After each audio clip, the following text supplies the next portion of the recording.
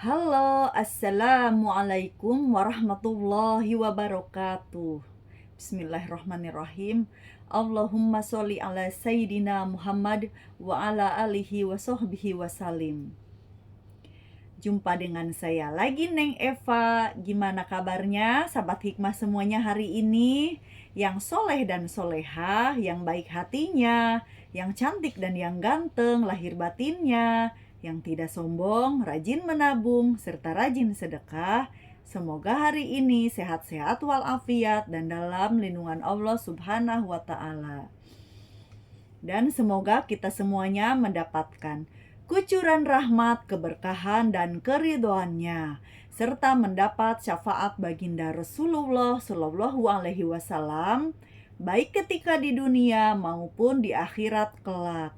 Amin, amin, amin, ya robbal alamin. Awalu wajibin alal insani ma'rifatun ilahi bistiqoni. Yang pertama wajib bagi manusia adalah mengenal Tuhannya dengan yakin. Baik sahabat hikmah semuanya, sebelumnya saya akan mengingatkan bahwa video konten YouTube ini dibuat untuk umum dan bagi siapa saja yang mau mengambil pelajaran, manfaat, serta hikmah di dalamnya, serta untuk pertumbuhan dan perkembangan jiwa kita setiap harinya. Jadi semangat terus belajar berbenah jiwa. Dan juga video konten YouTube ini dibuat tidak untuk menyinggung siapapun dan juga tidak untuk merendahkan siapapun. Justru sebaliknya di sini kita belajar berbenah jiwa, belajar menata jiwa, belajar membeningkan hati dalam rangka ketauhidan menuju Allah Subhanahu wa Ta'ala. Serta video konten YouTube ini dikhususkan untuk para salikin dan para murodun. Salikin adalah orang-orang mukminun, orang-orang muslimin, orang-orang takwa, mutakin, orang-orang yang soleh, yang berjalan menuju Allah Subhanahu wa Ta'ala, atau para pejalan ruhani menuju Allah Subhanahu wa Ta'ala. Sedangkan para murodun adalah orang-orang yang dikehendaki Allah, diberi kemudahan dan diridhoi oleh Allah untuk mudah mencapai makom musyahadah, atau perjalanannya itu ibarat kalau seorang salikin itu menuju Allah itu ibaratnya tuh naik kereta gitu. Jadi berhenti dari stasiun ke stasiun, dari stasiun satu ke stasiunnya lagi gitu kan, sampai misalkan mencapai gitu di tujuan terakhir kita, yaitu Allah Subhanahu wa Ta'ala gitu, untuk rojiun kepada Allah Subhanahu wa Ta'ala ketika masih di dunia dengan batinnya. Tapi kalau murodun adalah orang-orang yang diridhoi oleh Allah Subhanahu wa Ta'ala, mencapai makom musyahadah itu dengan kemudahan. Jadi kalau salikun naik kereta, kalau para murodun itu naik pesawat gitu ya. Jadi lebih cepat sampainya gitu. Yang manakah kita nggak usah muluk-muluk, kita sebagai salikin aja. Masalah murodun yaitu biar Allah yang berkehendak, kita tidak perlu ikut campur. Tujuan kita Allah, ya pekerjaan kita sehari-harinya ya secara dohiriyah kita berusaha berikhtiar mencari penghidupan duniawi, secara batiniah kita beribadah, secara dohir juga kita beribadah dohiriyah seperti sholat, puasa sunnah, dan kita melakukan aktivitas kebaikan yang lainnya, berbuat baik, rendah hati, tidak sombong, rajin menabung, sudah tadi disebutkan ya. Dan juga kita itu ibaratnya riyadhah dan zikrullah, terus menerus istiqomah gitu sampai seumur hidup kita. Karena apapun kedudukan kita di dunia ini, siapapun kita menjadi, ibaratnya ditakdirkan oleh Allah itu sebagai siapa di muka bumi ini, tetap kita itu adalah sebagai pelajar di bumi ini. Kita itu di dunia itu tetap sebagai pelajar. Kita mau guru, mau ustadz, mau guru ngaji, mau guru di sekolahan, mau pejabat, mau direktur, mau owner, mau CEO gitu, mau manajer, HRD, karyawan biasa, pegawai pabrik, pegawai asongan, pegawai kaki lima, pegawai restoran, pegawai apapun apapun, pokoknya kita itu wajib bertolabul ilmi. Makanya kedudukan kita itu sebagai pelajar di muka bumi ini gitu. Dengan kita menjadi seorang pelajar, kita merasa menjadi seorang pelajar, maka tidak akan ada kesombongan di dalam hati kita. Karena setiap hari kita terus belajar dan belajar. Kalau misalkan sudah jadi guru, ya belajar mengajar agar mengajarnya lebih baik lagi. Sebagai pelajar ya kita tetap belajar untuk istiqomah, untuk menjadi lebih baik dan lebih baik lagi, untuk pembenahan diri kita dan jiwa kita gitu ya, sampai berhasil, sampai mencapai maqam musyahadah, dan puncaknya itulah kita menjadi ibaratnya ma'rifat billah gitu. Tapi itu apapun gelar dan apapun gelarnya gitu ya, apapun statusnya, tentu seorang arifin itu tidak akan membutuhkan validasi dari orang lain gitu ya. Baik dan buruknya penilaian orang lain, kita tidak perlu hiraukan. Tugas kita sibukkan hati dengan berzikir. Apapun komentar orang lain, teruslah kita berbuat baik. Jadikan komentar dan ibaratnya kritik dan saran dari orang lain itu sebagai motivasi agar kita menjadi lebih baik lagi. Tapi tugas kita sebagai seorang salikin, jangan suka mencela siapapun yang berkomentar buruk kepada kita. Intinya nggak usah dibales, nggak usah dihiraukan gitu. Kita sibuk saja dengan tolabul ilmi kita ini, posisinya di mana sebagai ahli tasawuf ya, kita jalanilah apa-apa yang ibaratnya diperintahkan oleh mursyid kita itu bagaimana gitu. Kalau memang suruh istiqomah zikir, ya zikirlah dengan istiqomah. Kalau memang kamu riadoh misalkan, yang istiqomah, ya udah riadohnya yang diperkencang. Berarti kalau perintahnya riadoh itu masih banyak nafsu-nafsu yang masih melekat di jiwanya gitu. Jadi nggak perlu apa ya, ibaratnya kalau misalkan ada yang menasehati itu jangan merasa apa sih gitu, saya kan udah begini, saya kan udah begitu. Nah, hindari perasaan seperti itu. Kalau misalkan mungkin hari ini kita merasa tidak seperti yang orang tuduhkan, kita tidak tahu apa yang terjadi esok hari atau lusa yang akan terjadi. Bisa jadi orang memberikan saran atau kritik itu mungkin di kemudian hari bisa saja kemungkinan itu akan terjadi. Makanya Allah itu memberikan sinyal-sinyal, tanda-tanda melalui kritik dan saran atau komentar orang lain, yang mana kita agar tidak seperti itu di kemudian hari, walaupun untuk saat ini kita tidak seperti yang orang komentari gitu ya. Jadi kita belajar itu, hati itu bersihkan dari apapun lah yang melekat gitu. Nama judulnya yang melekat, ya kita harus bersihkan. Hati itu hanya Allah di dalam hati kita gitu. Baik, kita akan lanjutkan pelajaran yang kemarin, masih hal hikam ya. Lanjutannya adalah kegigihanmu dalam mencari apa yang telah dijamin untukmu dan kekuranganmu dalam melaksanakan apa yang diminta darimu menjadi bukti butanya mata hatimu. Nah, kita ulangi ya. Kegigihanmu dalam mencari apa yang telah dijamin untukmu dan kekuranganmu dalam melaksanakan apa yang diminta darimu menjadi bukti butanya mata hatimu. Maksudnya bagaimana? Sebentar. Syekh Abdullah Asyarqawi menjelaskan, menambahkan ya, maksud dari apa yang telah dijamin ialah rizki dan karunia Allah. Allah Subhanahu wa Ta'ala berfirman, dan berapa banyak binatang yang tidak dapat mengurus rezekinya sendiri, Allah lah yang memberi rizki kepadanya dan kepadamu, dan Dia Maha mendengar, Maha mengetahui. Surat Al-Ankabut ayat 60. Sementara itu, maksud dari kekuranganmu dalam melaksanakan apa yang diminta darimu ialah kekurangan dalam melaksanakan amalan-amalan yang bisa membimbingmu menempuh jalan menuju Tuhanmu seperti zikir, sholat, dan wirid. Allah Subhanahu wa Ta'ala berfirman, Aku tidak menciptakan jin dan manusia melainkan supaya mereka mengabdi kepadaku atau supaya mereka beribadah kepadaku ya. Surat Al-Ankabut ayat 56. Nah, yang dituntut dari seorang murid ialah terus berusaha memberi makan ruh dengan zikir-zikir kepada Allah dan melakukan amalan-amalan yang mendekatkan diri kepadanya, bukan memberi makan yang lainnya, karena itu sudah menjadi wewenang Tuhannya. Buta mata hati maknanya hati tidak lagi bisa melihat berbagai perkara maknawi sebagaimana mata dapat melihat perkara-perkara indrawi.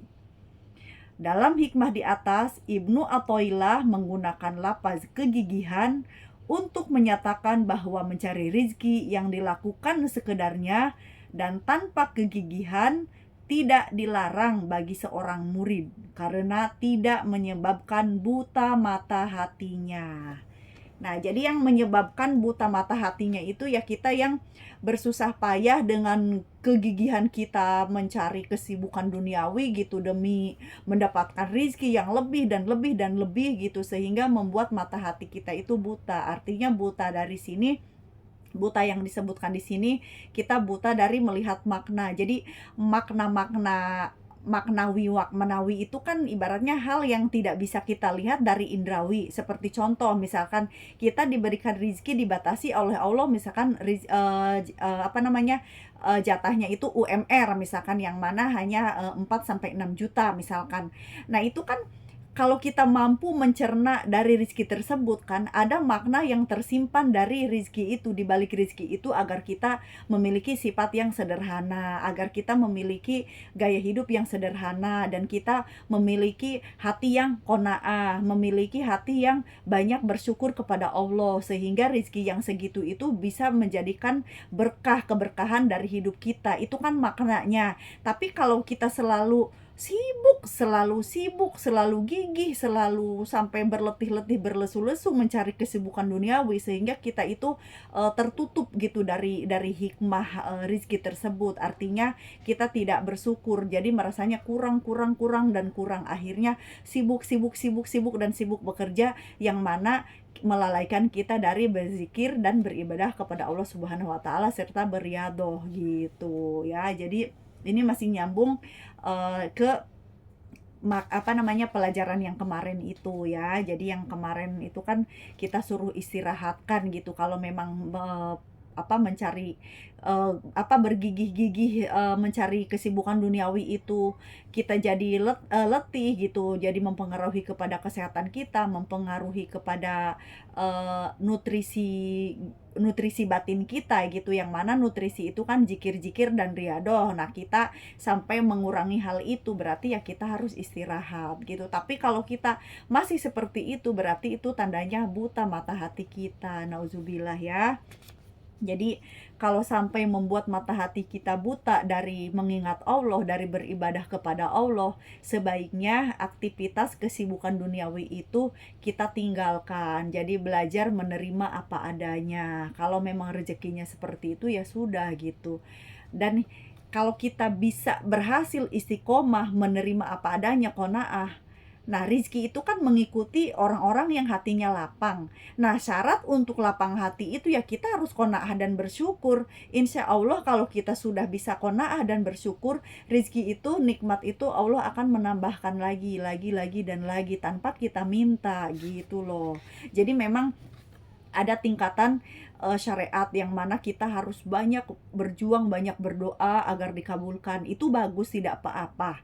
Selama kita misalkan setiap beribadah, tiap habis berzikir atau sebelum berzikir kita minta apa, itu tidak dilarang dan itu bagus secara syariat.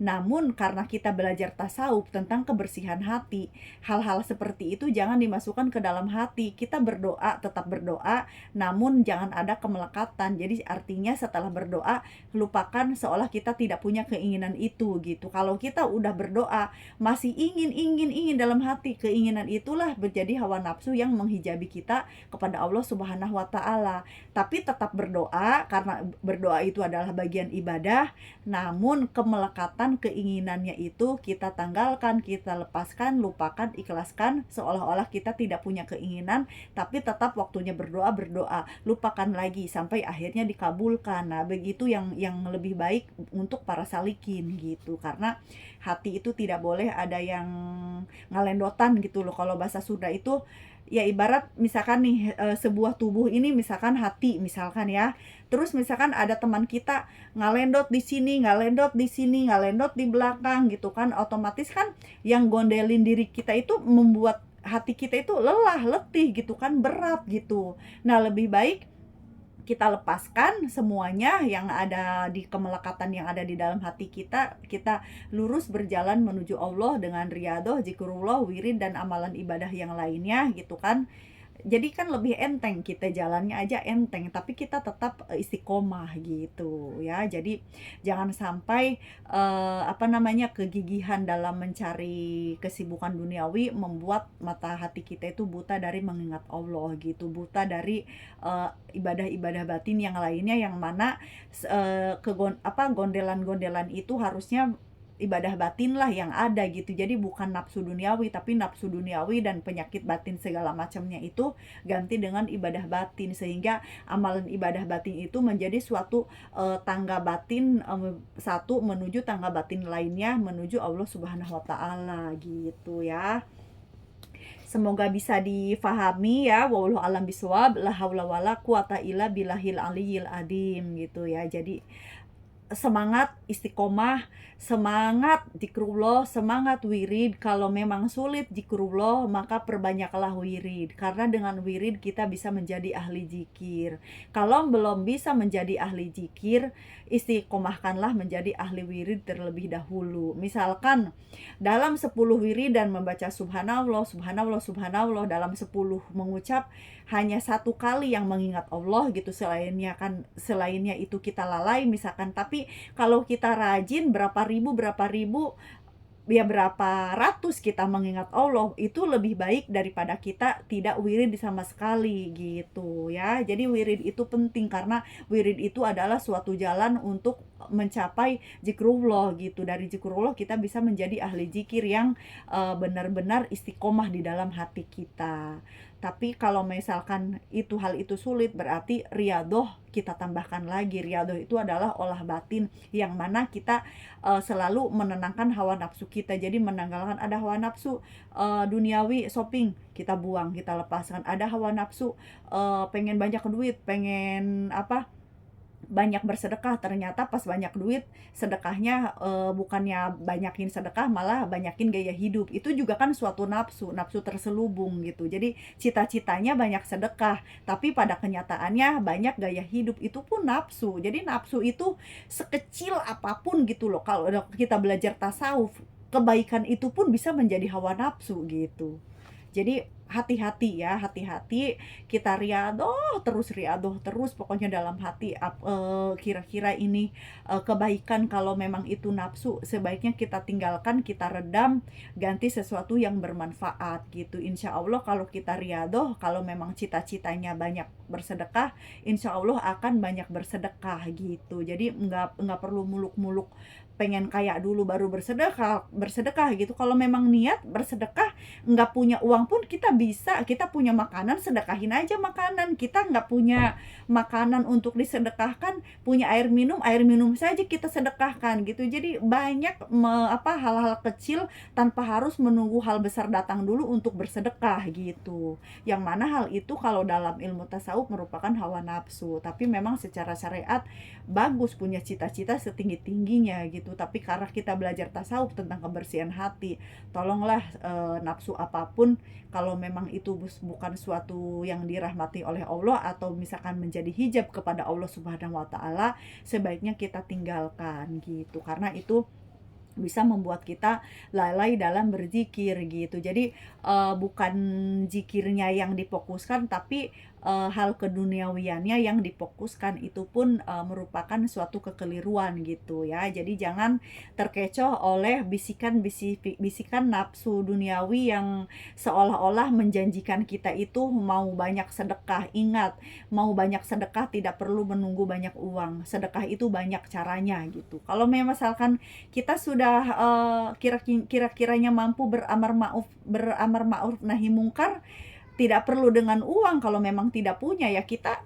baligu ani walau ayah saja gitu, misalkan menyapai kebaikan-kebaikan, atau misalkan sering posting ayat Al-Qur'an gitu di dalam di status Facebook atau di TikTok atau di YouTube atau di apapun gitu ya, berupa medsos, itu pun merupakan sedekah, bahkan sedekah jariah gitu. Kita mengucapkan Al-Fatihah, bikin status Al-Fatihah, ada orang membaca, orang tersebut misalkan inget status kita, terus dia ambil wudhu, sholat, kita juga kan dapat pahalanya gitu kan. Namun belajar tasawuf sudah tidak mengharapkan pahala lagi ya, karena pahala tanpa diminta Allah akan memberikannya gitu. Itu udah hak dan kewajiban Allah, kita tuh nggak usah ikut campur dalam hal ini gitu ya.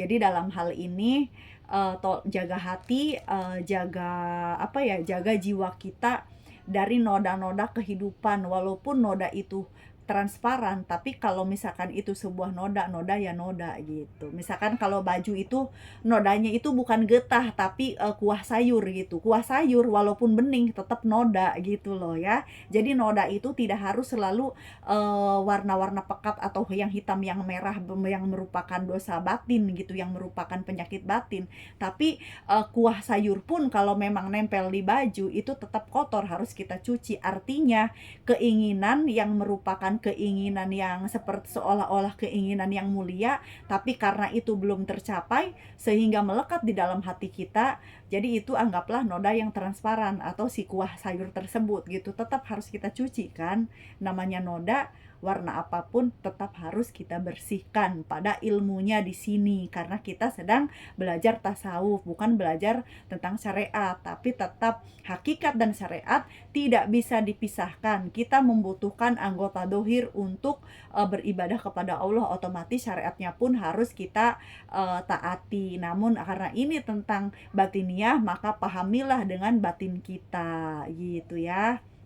Mudah-mudahan bisa difahami. Wallahu a'lam bishawab. La haula wala quwata illa billahil aliyyil azim. Saya mohon maaf kalau ada kekurangan dan kesalahan dalam menyampaikannya. Saya hanya manusia biasa yang belajar dan terus belajar. Ambil baiknya dan buang buruknya, dan semoga bermanfaat. Minal aidin wal faidin, mohon maaf lahir dan batin. Wassalamualaikum warahmatullahi wabarakatuh. Orang baik pandai mengambil hikmah, sehat lahir dan batin is the best always. Syukron jazilan.